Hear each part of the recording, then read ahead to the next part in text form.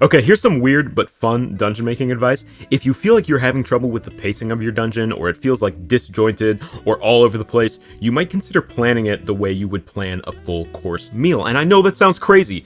Saying that sounds crazy, and I'm a little hungry myself right now. I was writing my script for my dungeon series videos, but the hungrier I got and the more I thought about it, the more it made sense, because a full course meal typically starts with something called the amuse-bouche, which you probably don't want me to translate right now. You can look that up yourself. But what is basically just like a little tease for the meal, right? A little thing to get the adventure going that happens before the meal itself, before the dungeon, right? It's small, but it's exciting, and it excites the palate itself, right? Like, it just gets people ready.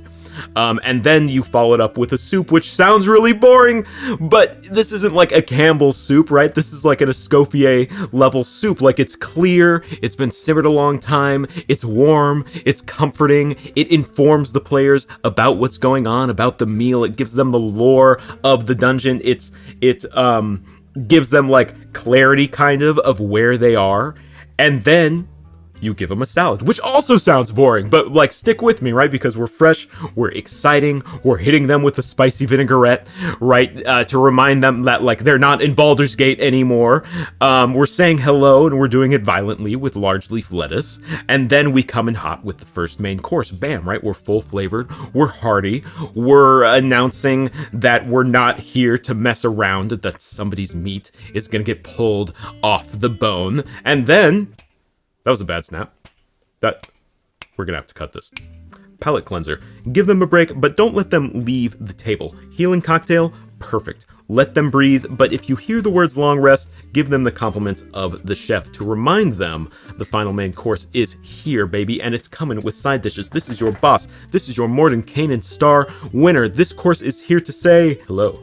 The chef is doing things that would make an Italian grandmother blush, and is here to destroy your 14th century peasant palate. It's so good, one of your party members might have to stay for life. And then once their tummies are full, once they're bruised up, once they've done all the work of eating the whole meal, give them dessert.